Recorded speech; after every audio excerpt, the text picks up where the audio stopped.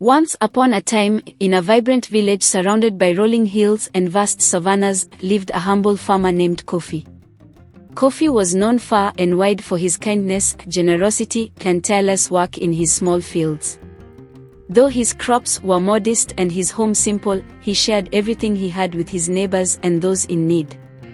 Despite the hardships, Kofi was content and lived a life filled with warmth and community. One sunny morning, as Kofi was tilling his field, he struck something hard beneath the soil. Digging carefully, he uncovered an old, ornate lamp, covered in intricate carvings. Intrigued, he rubbed the lamp clean, and to his amazement, the swirling cloud of golden smoke erupted from it. Out of the smoke emerged a majestic genie with a booming, yet warm voice.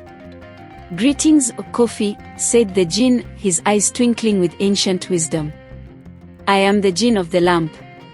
For freeing me, I will grant you one wish.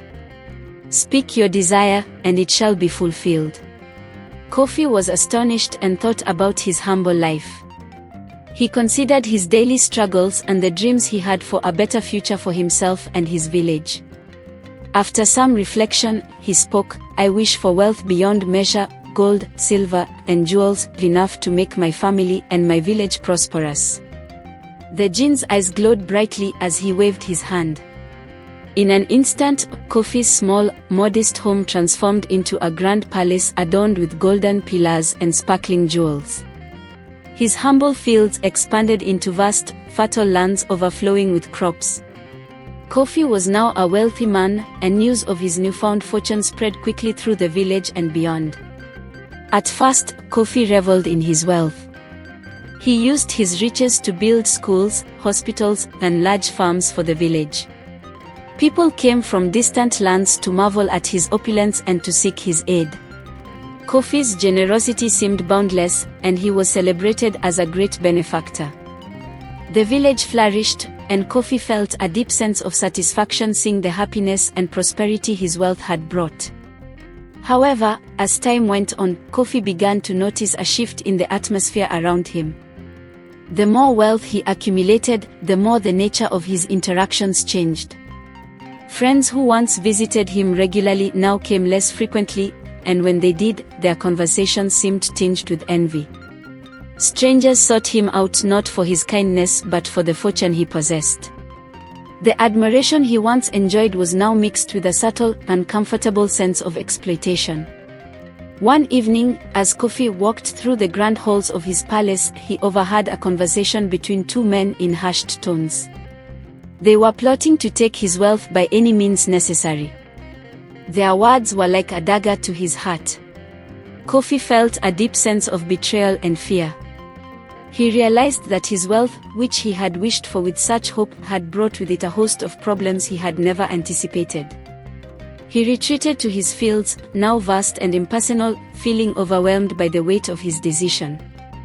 The joy he had once derived from the simple act of sharing had been overshadowed by the complications of his new life. The fields, though fertile, felt distant and unwelcoming.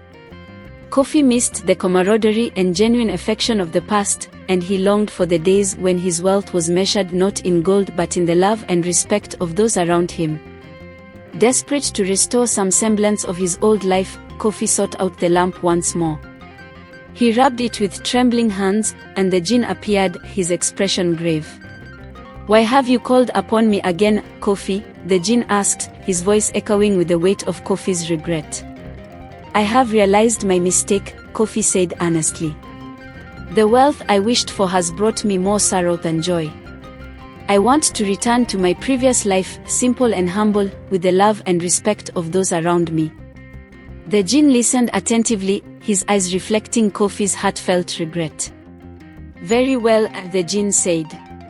"I will restore you to your former life, but remember this, true wealth lies not in material possessions but in the bonds of love and the joy of giving." With a wave of his hand, the genie reversed the transformation. Kofi's grand palace vanished, and his fields returned to their previous state. The golden riches were gone, but so were the troubles they had brought. Kofi found himself back in his modest hut, surrounded by the familiar sights and sounds of his simpler life. The villagers, seeing Kofi's return to his old self, welcomed him with open arms. They rejoiced at his return and celebrated his generosity, which now came from a place of genuine warmth rather than obligation. Kofi once again felt the love and camaraderie he had missed. The bonds he had with his friends and neighbors were rekindled, and his heart felt lighter. Kofi continued to work his fields with the same dedication as before, but now he did so with a deep sense of contentment. He shared what little he had with those in need, finding true happiness in the simple acts of kindness and the strong, loving relationships he cherished. And so, Kofi lived out his days with a heart full of joy and gratitude, having learned that the greatest treasure in life is not found in material wealth but in the love, respect, and kindness one gives and receives. Hope you learned something from Kofi's story. Write what you learned in the comment section.